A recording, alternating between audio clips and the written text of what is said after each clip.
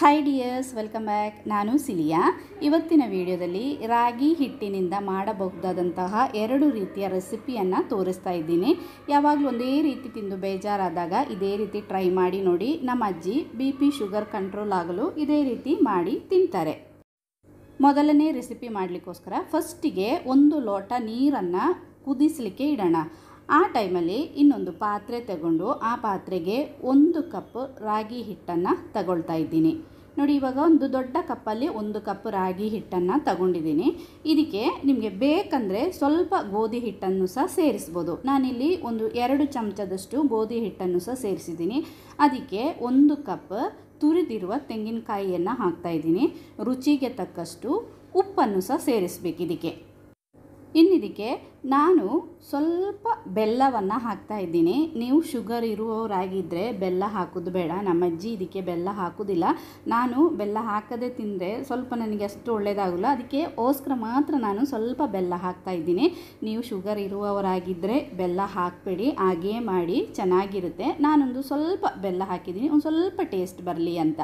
ನೋಡಿ, ಬೆಲ್ಲವನ್ನು ಸಹ ಹಾಕಿದಾಯಿತು. ಇನ್ನು ನಾವು ಕುದಿಸಲಿಕ್ಕೆ ನೀರನ್ನು ಫಸ್ಟಿಗೆ ಇಟ್ಟಿದ್ದೀವಲ್ಲ, ಕುದೀತಾ ಇರುವ ನೀರನ್ನು ಇದಕ್ಕೆ ನಾವು ಹಾಕಬೇಕು.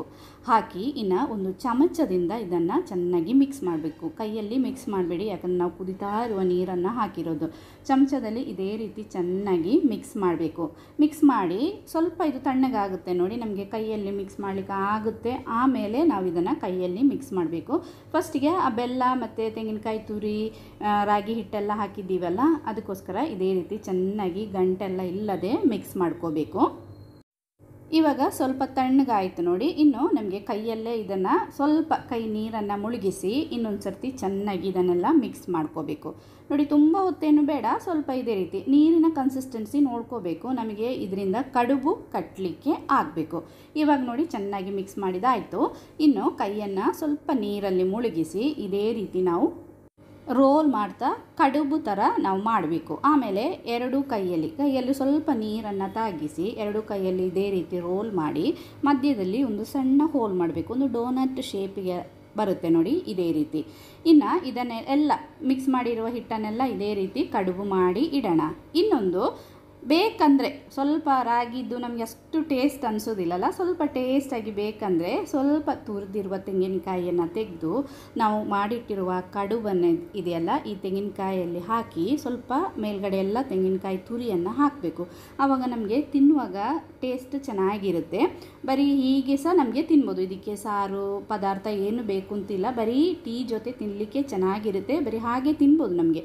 ಅದಕ್ಕೆ ಬೇಕಂದರೆ ನಿಮಗೆ ತೆಂಗಿನಕಾಯಿ ತುರಿ ಇಷ್ಟ ಅಂದರೆ ಮಾತ್ರ ಈ ರೀತಿ ಮಾಡಿ. ನಾನಿವಾಗ ಇದೇ ರೀತಿ ಮಾಡ್ತಾ ಇದ್ದೀನಿ. ಸ್ವಲ್ಪ ತೆಂಗಿನಕಾಯಿ ತುರಿ ತಗೊಂಡು ಈ ನಾವು ಮಾಡಿಟ್ಟಿರುವ ರಾಗಿ ಕಡುಬನ್ನೆಲ್ಲ ತೆಂಗಿನಕಾಯಿಯಲ್ಲಿ ಇದೇ ರೀತಿ ಮುಳುಗಿಸಿ ಎಲ್ಲವನ್ನು ಸಹ ಇದೇ ರೀತಿ ಮಾಡಿ ತೆಗಿತಾ ಇದ್ದೀನಿ. ಆವಾಗ ಚೆನ್ನಾಗಿರುತ್ತೆ. ಇಷ್ಟ ಇದ್ದರೆ ಮಾಡಿ, ಇಲ್ಲಾಂದರೆ ಈ ಪ್ರೊಸೀಜರನ್ನು ಸ್ಕಿಪ್ ಮಾಡಿ. ಎಲ್ಲವನ್ನು ಸಹ ನಾನು ಇದೇ ರೀತಿ ಮಾಡಿ ಇಟ್ಟಿದ್ದೀನಿ. ಇನ್ನು ನಮಗೆ ಇದನ್ನು ಸ್ಟೀಮರಲ್ಲಿ ಬೇಯಿಸಬೇಕು. ನೋಡಿ, ನಾನೆಲ್ಲವನ್ನು ಸಹ ತೆಂಗಿನಕಾಯಿ ತುರಿಯಲ್ಲಿ ಇದೇ ರೀತಿ ಮಾಡಿ ತೆಗೆದಿದ್ದೀನಿ. ಇನ್ನು ಒಂದು ಇಡ್ಲಿದು ಪಾತ್ರೆ ಅಥವಾ ಸ್ಟೀಮರನ್ನು ಬಿಸಿಯಾಗಲಿಕ್ಕೆ ಇಡಬೇಕು. ಅದಕ್ಕೆ ನಿಮ್ಮ ಹತ್ರ ಇದ್ದರೆ ಅದರಲ್ಲಿ ಒಂದು ಬಾಳೆ ಎಲೆಯನ್ನು ಇಡಿ. ಆವಾಗ ಆ ತೆಂಗಿನಕಾಯಿ ತುರಿ ಎಲ್ಲ ಕೆಳಗಡೆ ಬೀಳೋದಿಲ್ಲ, ಅದೆಲ್ಲ ಬಾಳೆ ಎಲೆಯಲ್ಲೇ ಇರುತ್ತೆ. ಅದಕ್ಕೋಸ್ಕರ ಬಾಳೆ ಎಲೆಯನ್ನು ಇದ್ದರೆ ಇಡಿ, ಇಲ್ಲಾಂದರೆ ಪರವಾಗಿಲ್ಲ. ಆಮೇಲೆ ನಾವು ಮಾಡಿಟ್ಟಿರುವ ಕಡುಬನ್ನೆಲ್ಲ ಈ ಇಡ್ಲಿ ಪಾತ್ರೆಯಲ್ಲಿ ಇಟ್ಟು ಇದನ್ನು ಒಂದು 10 ನಿಮಿಷ ನಾವು ಬೇಯಿಸಬೇಕು. 10 ನಿಮಿಷ ಬೇಕು ಅಂತಿಲ್ಲ, ಒಂದು 7-8 ನಿಮಿಷ ಆದರೂ ಸಾಕು, ಚೆನ್ನಾಗಿ ಬೇಯುತ್ತೆ. ಇವಾಗ ನಾನು ಕವರ್ ಮಾಡಿ ಇದನ್ನು ಒಂದು 10 ನಿಮಿಷ ಬೇಯಿಸ್ತಾ ಇದ್ದೀನಿ. ಇವಾಗ ಆಲ್ಮೋಸ್ಟ್ ಒಂದು 10 ನಿಮಿಷ ಆಯಿತು. ಓಪನ್ ಮಾಡಿದಾಗ ನಮ್ಮದು ಸೂಪರಾಗಿರುವಂತಹ ರಾಗಿ ಹಿಟ್ಟಿನ ಕಡುಬು ರೆಡಿಯಾಗಿದೆ. ಇನ್ನು ನಮಗೆ ಬಿಸಿ ಬಿಸಿಯಾಗಿ ಇದನ್ನು ಸೇವಿಸ್ಬೋದು. ತುಂಬ ಚೆನ್ನಾಗಿರುತ್ತೆ. BP ಶುಗರ್ ಇರುವವರು, ಅದೇ ರೀತಿ ದಪ್ಪ ಕಮ್ಮಿ ಆಗಲಿಕ್ಕೆ, ತುಂಬ ದಪ್ಪ ಇದ್ದವರು, ಡಯಟ್ ಮಾಡುವವರಿಗೆಲ್ಲ ಇದು ಒಳ್ಳೆಯದು. ಅದೇ ರೀತಿ ಫ್ಯಾಟಿ ಲಿವರ್, ಕೊಲೆಸ್ಟ್ರಾಲ್ ಎಲ್ಲ ಇದ್ದವರಿಗೆ ಒಳ್ಳೆಯದು.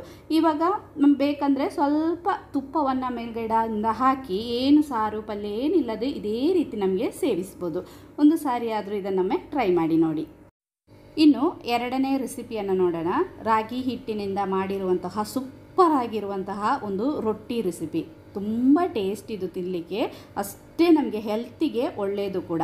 ಫಸ್ಟಿಗೆ ನಾವು ನೀರನ್ನು ಕಾಯಿಸಲಿಕ್ಕೆ ಇಡಬೇಕು. ಇದನ್ನು ಸಹ ನಾವು ಬಿಸಿ ನೀರಲ್ಲಿ ಮಿಕ್ಸ್ ಮಾಡಬೇಕು. ಇನ್ನು ಒಂದು ಪಾತ್ರೆ ತಗೊಂಡು ಅದಕ್ಕೆ 1 ಕಪ್ ರಾಗಿ ಹಿಟ್ಟನ್ನು ತಗೊಳ್ತಾ ಇದ್ದೀನಿ. ನಿಮ್ಗೆ ಎಷ್ಟು ಬೇಕೋ ಅಷ್ಟು ರಾಗಿ ಹಿಟ್ಟನ್ನು ತಗೋಬೋದು. ರುಚಿಗೆ ತಕ್ಕಷ್ಟು ಉಪ್ಪನ್ನು ಸಹ ಹಾಕಿ ಬಿಸಿ ಬಿಸಿ ಕುದಿತಾ ಇರುವ ನೀರು ಹಾಕಿ ಈ ರಾಗಿ ಹಿಟ್ಟನ್ನು ಇದೇ ರೀತಿ ನಾವು ಗಂಟಿಲ್ಲದೆ ಮಿಕ್ಸ್ ಮಾಡ್ಕೋಬೇಕು.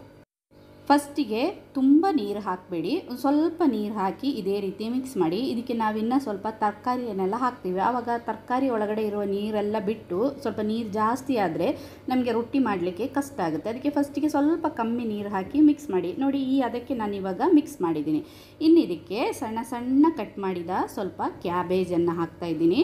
ಸಣ್ಣ ಸಣ್ಣ ಕ್ರಿಯೇಟ್ ಮಾಡಿರುವಂತಹ ಸ್ವಲ್ಪ ಕ್ಯಾರೆಟ್, ಅದೇ ರೀತಿ ಸ್ವಲ್ಪ ಬೀಟ್ರೂಟನ್ನು ಹಾಕ್ತಾಯಿದ್ದೀನಿ. ಇದೆಲ್ಲ ತುಂಬ ಒಳ್ಳೆಯದು. ಮತ್ತು ಸಣ್ಣ ಸಣ್ಣ ಕಟ್ ಮಾಡಿರುವಂತಹ ಕ್ಯಾಪ್ಸಿಕಮ್, ನಿಮ್ಮಲ್ಲಿ ಯಾವ ವೆಜಿಟೇಬಲ್ಸ್ ಇದೆಯೋ ಅದನ್ನೆಲ್ಲ ಇದಕ್ಕೆ ಹಾಕಿ. ಮತ್ತು ಸಣ್ಣ ಸಣ್ಣ ಕಟ್ ಮಾಡಿರುವಂತಹ ಸ್ವಲ್ಪ ಈರುಳ್ಳಿಯನ್ನು ಹಾಕಿದ್ದೀನಿ. ಅದೇ ರೀತಿ ಸ್ವಲ್ಪ ಕೊತ್ತಂಬರಿ ಸೊಪ್ಪು ಮತ್ತು ಸ್ವಲ್ಪ ಹಸಿಮೆಣಸಿನಕಾಯಿ. ಇದು ನಿಮ್ಮ ಟೇಸ್ಟಿಗೆ ಎಷ್ಟು ಬೇಕೋ ಅಷ್ಟು ಸೇರಿಸ್ಕೊಳ್ಳಿ. ಇದನ್ನೆಲ್ಲ ಹಾಕಿ ಇದಕ್ಕೆ ನಾನು 1 ಚಮಚ ಬಿಳಿ ಎಳ್ಳನ್ನು ಸಹ ಹಾಕ್ತಾಯಿದ್ದೀನಿ. ನಿಮಗೆ ಬೇಡ ಅಂದರೆ ಸ್ಕಿಪ್ ಮಾಡಿ, ಇಲ್ಲ ಅಂದರೆ ಸ್ಕಿಪ್ ಮಾಡಿ. ಹಾಕಿದರೆ ಟೇಸ್ಟ್ ಚೆನ್ನಾಗಿರುತ್ತೆ. ಇನ್ನು ಕೈಯಲ್ಲಿ ಇದನ್ನೆಲ್ಲ ಚೆನ್ನಾಗಿ ಮಿಕ್ಸ್ ಮಾಡ್ಕೋಬೇಕು. ಇವಾಗ ನೋಡಿ, ತರಕಾರಿಯಲ್ಲಿ ಎಲ್ಲ ಸ್ವಲ್ಪ ನೀರು ಬಿಡುತ್ತೆ. ಅದಕ್ಕೆ ನಾನು ಹೇಳಿದೆ ಫಸ್ಟಿಗೆ ಸ್ವಲ್ಪ ಕಮ್ಮಿ ನೀರು ಹಾಕಿ ನಾವು ಹಿಟ್ಟನ್ನು ಮಿಕ್ಸ್ ಮಾಡ್ಕೋಬೇಕು. ನೋಡಿ, ಇವಾಗ ಸ್ವಲ್ಪ ನೀರು ಜಾಸ್ತಿ ಆದಂಗೆ ಇದೆ. ಈ ಸ್ವಲ್ಪ ಹಿಟ್ಟನ್ನು ಸಹ ಹಾಕಿ ನಮಗೆ ಇದರ ಹದವನ್ನು ಸರಿ ಮಾಡಿಕೊಂಡು ಇನ್ನು ಒಂದು ಬಾಳೆ ಎಲೆ ತಗೊಂಡು ಅದರಲ್ಲಿ ಸ್ವಲ್ಪ ನೀರನ್ನು ಸಿಂಪಡಿಸಿ ನಾವು ಮಿಕ್ಸ್ ಮಾಡಿ ಇಟ್ಟಿರುವ ಹಿಟ್ಟನ್ನು ತೆಗೆದು ನಮಗೆ ಯಾವ ಶೇಪಲ್ಲಿ ಬೇಕೋ ಆ ಶೇಪಲ್ಲಿ ಬಾಳೆ ಎಲೆಯಲ್ಲಿ ನಾವು ಹಿಟ್ಟನ್ನು ರೊಟ್ಟಿಯನ್ನು ತಟ್ಟಬೇಕು. ಬಾಳೆ ಎಲೆಯಲ್ಲೇ ತಟ್ಟಲೇಬೇಕು ಅಂತ ಏನಿಲ್ಲ. ನೀವು ಡೈರೆಕ್ಟಾಗಿ ಕಾವಲಿ ಬಿಸಿ ಆದಮೇಲೆ ಕೈಯಲ್ಲಿ ಕಾವಲಿಯಲ್ಲಿ ತಟ್ಟಿದ್ರೂ ಆಗುತ್ತೆ. ಇವಾಗ ಆ ಥರ ತಟ್ಟಲಿಕ್ಕೆ ಕಷ್ಟ ಆಗುವವರು ಇದೇ ರೀತಿ ಬಾಳೆ ಎಲೆಯಲ್ಲಿ ತಟ್ಟಿ ಕಾವಲಿಗೆ ಹಾಕಿದರೆ ಸಾಕು. ಇಲ್ಲ ನಿಮ್ಮ ಹತ್ರ ಬಾಳೆ ಎಲೆ ಇಲ್ಲ ಅಂದರೆ ನೀವು ಡೈರೆಕ್ಟಾಗಿ ಕಾವಲಿಯಲ್ಲೇ ನೀವು ಇದನ್ನು ರೊಟ್ಟಿ ಹಿಟ್ಟನ್ನು ಹಾಕಿ ತಟ್ಬೋದು. ನಾನು ಇವಾಗ ಬಾಳೆ ಎಲೆಗೆ ಹಾಕಿ ರೊಟ್ಟಿಯನ್ನು ತಟ್ಟಿದ್ದಾಯಿತು. ಇನ್ನು ಒಂದು ಕಾವಲಿ ಬಿಸಿ ಆಗಲಿಕ್ಕೆ ಇಡಬೇಕು. ಕಾವಲಿ ಚೆನ್ನಾಗಿ ಬಿಸಿ ಆದ ಮೇಲೆ ನಾವು ತಟ್ಟಿಟ್ಟಿರುವಂತಹ ರೊಟ್ಟಿಯನ್ನು ಕಾವಲಿ ಮೇಲೆ ಹಾಕಬೇಕು. ಎಣ್ಣೆ ಏನು ಹಾಕಬೇಕಾದ ಅವಶ್ಯಕತೆ ಇಲ್ಲ.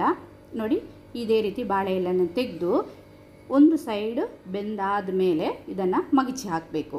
ನೋಡಿ, ಸ್ವಲ್ಪ ನೀರು ಜಾಸ್ತಿ ಆಯಿತು ನಂದು ರೊಟ್ಟಿದು. ಇದಕ್ಕೆ ನೀವು ನೀರು ಹಾಕುವಾಗ ಸ್ವಲ್ಪ ನೋಡ್ಕೊಂಡು ಹಾಕಿ. ಆ ವೆಜಿಟೇಬಲ್ ಸ್ವಲ್ಪ ನೀರನ್ನು ಬಿಡುತ್ತೆ.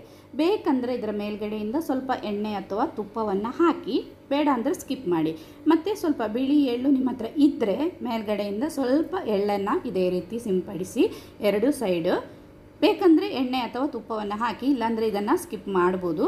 ಹಾಕಿ 2 ಸೈಡ್ ಸ್ವಲ್ಪ ಬಿಳಿ ಎಳ್ಳನ್ನು ಸಹ ಹಾಕಿ ಇದೇ ರೀತಿ ಫ್ರೈ ಮಾಡಿದರೆ ಸೂಪರಾಗಿರುವಂತಹ ರಾಗಿ ರೊಟ್ಟಿ ರೆಡಿ ಆಯಿತು. ಇದು ಹೆಲ್ತಿಗಂತೂ ತುಂಬ ಒಳ್ಳೆಯದು.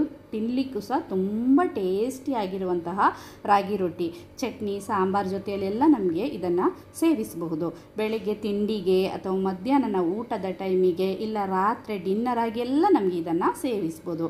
ನಾನು ಇವತ್ತು ಮಾಡಿ ತೋರಿಸಿರುವಂತಹ 2 ರೀತಿಯ ರಾಗಿ ಹಿಟ್ಟಿನ ರೆಸಿಪಿ ನಿಮಗೆ ಇಷ್ಟ ಆದರೆ ಪ್ಲೀಸ್ ಲೈಕ್ ಮಾಡಿ, ನಿಮ್ಮ ಫ್ಯಾಮಿಲಿ ಮೆಂಬರ್ಸಿಗೆ ಫ್ರೆಂಡ್ಸಿಗೆಲ್ಲ ಶೇರ್ ಮಾಡಿಕೊಡಿ. ಅದೇ ರೀತಿ ನನ್ನ ಈ ಚಾನಲನ್ನು ಫಸ್ಟ್ ಟೈಮ್ ನೀವು ನೋಡೋದಾದರೆ ಸಬ್ಸ್ಕ್ರೈಬ್ ಮಾಡಿ ನನಗೆ ಸಪೋರ್ಟ್ ಮಾಡಿ. ಇವತ್ತಿನ ವಿಡಿಯೋದಲ್ಲಿ ಇಷ್ಟೇ. ಇನ್ನೊಂದು ವಿಡಿಯೋ